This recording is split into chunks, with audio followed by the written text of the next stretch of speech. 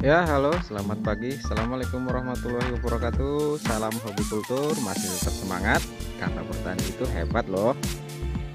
Ya, bisa kalian lihat, maaf saya baru upload sekarang ya, baru bikin video lagi. Ini tanaman sudah di usia di minggu ke-6.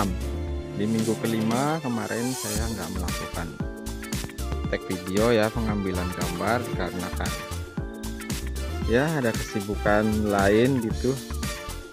Karena saya di sini itu hanya cuman 2 jam saja ya dalam perawatannya. Ini sudah nampak sekali sudah sehat-sehat, dan saya sangat bersyukur sekali karena boleh dibilang sangat luar biasa lah. Sedang di sebelah saya ini nggak ada yang nanemin ya sampai ke sana. Wah, sangat disayangkan sekali ya, tidak dimanfaatkan secara optimal. Di sini hobi kultur hanya mencoba melakukan pembuktian secara langsung agar para petani di sini itu dapat melihat hasilnya, dapat tahu cocoknya tanaman apakah yang bisa diberdayakan saat musim kemarau. Ya, oke sahabat hobi, ini tanaman sudah usianya udah di minggu ke-6. Di minggu ke-5 saya hanya melakukan perawatan rutin seperti biasa, yaitu penyemprotan insektisida dan pemupukan sintetis ya, menggunakan NPK 1515 Ponska ditambah dengan TSP atau TS SP36 sama aja ya, super fosfat dengan perbandingan 2:1. Oke, untuk satu ember itu sekitar 15-17 liter air. Penggunaan pupuk saya sendiri mencoba untuk seirit mungkin ya, karena saya menggunakan NPK itu di 15 liter air atau sampai 17 liter air itu hanya sekitar 500 gram, dan SP36 nya hanya setengahnya, jadi dalam satu ember itu ada 300 gram ya. Ini bisa dilihat ya, yang kemarin itu terkena hama biarpun sobek-sobek pada daunnya. Yang penting kalau memang dia sehat, batangnya itu akan sangat bagus sekali. Ini sudah muncul bunga itu di cabang Y-nya. Ini pertanda bahwa dia sudah menginjak di masa generatif, yang artinya adalah kita akan memberikan pupuk dengan perbandingan fosfat kalium lebih tinggi dari biasanya. Rata ya. Kalau kalian mengikuti video-video saya yang sebelum-sebelumnya, kalian bisa menilai dan membandingkan ya, minggu per minggu, hari demi hari kami lalui di sini. Dan serangan hama pun bertubi-tubi. Ini belalangnya masih sangat banyak sekali, rumputnya juga banyak. Karena yang saya lakukan di sini tanpa pengolahan lahan, hanya mengkondisikan tanah seadanya saja. Dan ini sahabat hobi, lihat, dia punya tersier yang banyak. Sebaiknya kita lakukan perempelan ya, agar pertumbuhannya itu bisa maksimal. Misalkan dalam yang kita jaga itu, kalau ingin kita mempunyai ada anakannya ya, sebaiknya 2 tersier aja atau 2 tunas air yang kita pelihara itu udah sangat cukup sekali. Ini kalau posisinya seperti ini, nah ini ada jadinya, ada jadi 5 ya. Jadi 5, nanti sini cabang Y, sini cabang Y, sini cabang Y, maka dia tidak akan tinggi, nggak seberapa tinggi, tapi ini lumayan cukup bagus sekali. Ya oke, untuk minggu ke-6 ini schedule saya seperti biasa perawatan. Hanya saja karena tadi malam habis hujan, kita harus pandai-pandai ya dalam memperkirakan perawatan apa yang akan kita lakukan. Kalau semalam hujan berarti pengaruh kelembaban itu kemungkinan naik ya. Jadi untuk perawatan di minggu ke-6 ini saya akan melakukan penyemprotan fungisida. Fungisida apa yang akan saya lakukan? Nanti kita lihat bareng-bareng. Oke, dan untuk sesi pemupukannya, karena saya melihat ini, saya rasa udah cukup ya untuk pupuk sintetisnya, makanya kita perlu menyeimbangkannya agar si tanaman cabai ini mempunyai daya tahan atau kekebalan terhadap hama. Caranya dengan pemberian pupuk organik atau agen hayati ya.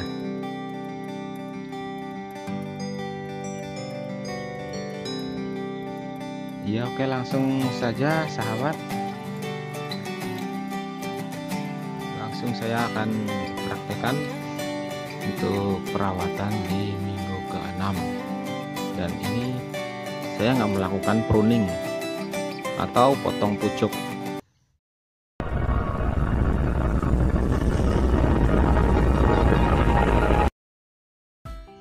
Ya sahabat hobi, minggu ke-6 di lahan B uji coba tanaman budidaya cabai rawit. Untuk schedule pemberian pupuk hayati, ya langsung saja akan saya lakukan pemupukan. Ini adalah agen hayati saya. Ini bahannya adalah kohe kambing ya, dan mencampurnya dengan POC. Saya akan gunakan sekitaran ini ya, satu ini dalam 1 ember air, di sekitaran 15 liter. Untuk sekali lagi saya tegaskan, nggak ada takaran baku pada penggunaan pupuk organik ya, karena ini aman. Oke, fungsi dari pupuk organik sendiri selain untuk menyediakan ketersediaan unsur hara di dalam tanah, dia juga bisa memberikan kekebalan tersendiri terhadap tanaman tersebut, kekebalan terhadap patogen-patogen jahat yang ada di dalam tanah. Ini sangat perlu sekali ya kalau menurut saya ya, karena ini untuk keseimbangan agar kesuburan tanah tetap dalam kondisi yang terjaga.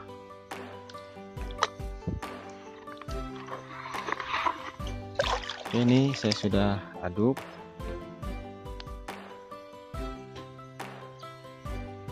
Dan sekarang ini adalah cara kedua saya hobi kultur dalam pengaplikasian si mycorrhiza. Kenapa saya aplikasikan di Aimo 4? Karena Aimo 1 itu bentuknya masih, ya boleh dibilang karena dia biang kan, jadi banyak ya. Sayang kalau kita langsung aplikasikan, dan juga kalau menurut saya pribadi terlalu berisiko karena sifatnya yang masih panas. Oh iya, ini saya buktikan ya. Bisa dilihat, ini adalah mycorrhiza yang saya taruh di dalam toples. Jika kalian perhatikan, saya fokuskan dulu. Nah, ini ada titik-titik air. Itu artinya bahwa memang ada mikroorganisme yang tumbuh di dalam sini. Dan ini bisa dilihat, ini adalah miselium si mycorrhiza. Sangat terlihat sekali ya. Nah ini dia.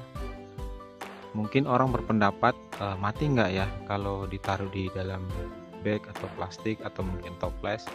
Nah, kalau menurut saya pribadi sih tidak ya.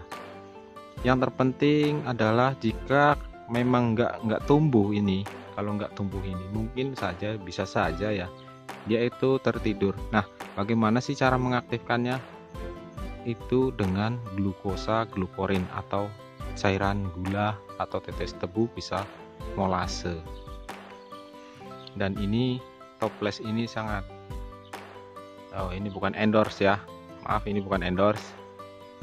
Ini sudah ada lubangnya sahabat-sahabat hobi, jadi untuk sirkulasi udaranya jadi nggak terlalu, oksigen itu nggak terlalu masuk, karena sistemnya jamur itu harusnya dia itu membutuhkan karbon dioksida ya, bukan oksigen ya. Oke, langsung saja sahabat, saya aplikasikan si Mycorrhiza ini sebanyak 4 sendok ya. Dan Trichoderma pun saya dapatkan, bisa dilihat itu hijau. Maaf ya, saya taruh dulu.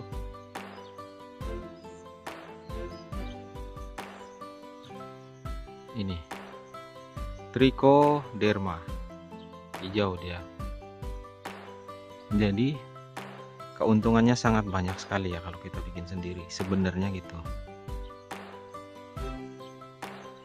Saya yang malas aja bisa bikin sendiri seperti ini kok. Ini 4 sendok ya, versi besarnya.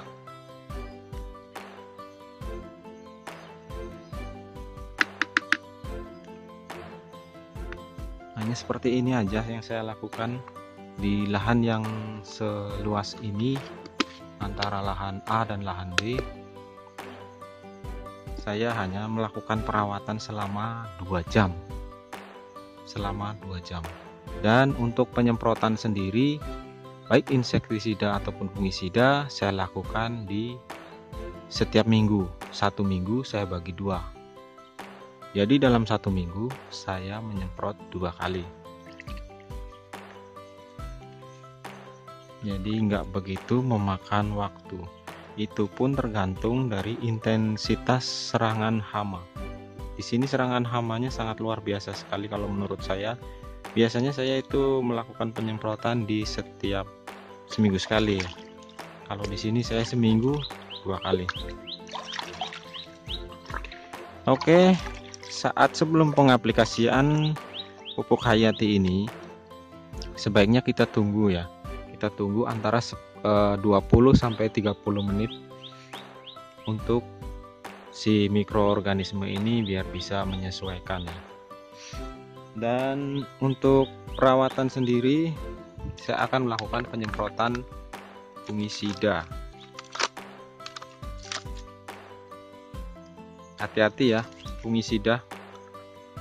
Saat penggunaan fungisida, kalian itu harus pahami apa kinerja si fungisida ini. Fungsi dari fungisida ini Propinep ya.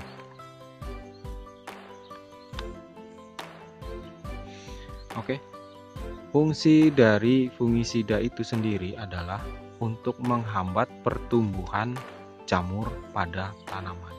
Yang kita perlu garis bawahi di sini adalah untuk menghambat pertumbuhan si jamur ya, maaf, hama ya, jamur terutama. Ini fungisida menghambat. Jadi kalau kita dalam pengaplikasiannya itu terlalu banyak, itu dikhawatirkan itu tanaman akan menjadi kerdil, atau kalau keseringan pengaplikasian ini tanaman bisa menjadi kerdil. Berbeda halnya dengan insektisida. Biasanya insektisida yang terkandung di dalamnya adalah ZPTN, zat perangsang tumbuh. ZPT ya, zat perangsang tumbuh. Jadi sangat berbanding terbalik. Makanya dalam pengaplikasiannya antara fungisida dan pestisida, sebaiknya, alangkah bagusnya itu jangan di mix bareng. Tapi kalau melihat kondisi lahannya seperti apa, kalau memungkinkan untuk mix bareng, menurut saya sih nggak masalah, tapi jangan setiap kali melakukan perawatan. Intinya seperti itu aja dari hobi kultur.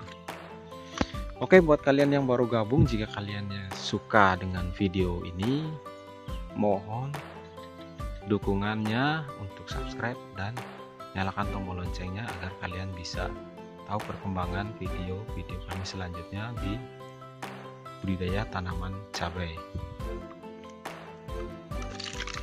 Oke, akan saya lanjutkan. Untuk 10 liter air saya menggunakan 2 sendok ya.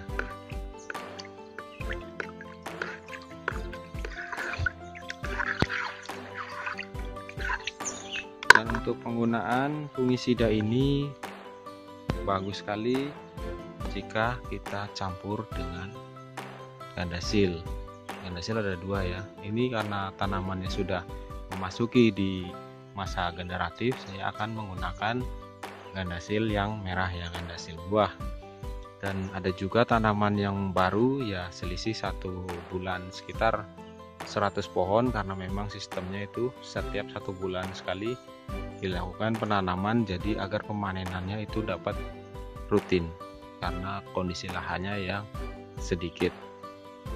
Oke, gitu aja, langsung aja kita aplikasikan ke tanaman. Let's go.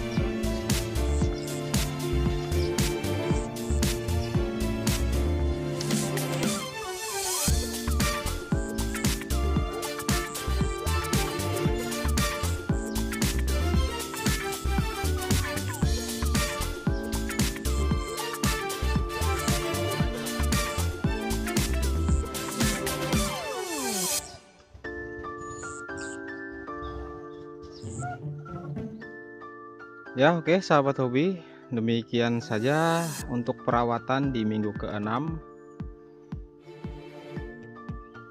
Buat kalian yang sama-sama berjuang dalam mencoba pembudidayaan tanaman cabai, semoga sukses. Jika kalian ada saran, mohon sertakan di komen ya. Oke, cukup sekian dulu. Ini akan saya lanjutkan karena hari sudah sangat terik sekali. Saya Hobi Kultur, terima kasih yang sebesar-besarnya atas kunjungan kalian semua. Salam Hobi Kultur, tetap semangat, bertani itu hebat. Assalamualaikum warahmatullahi wabarakatuh.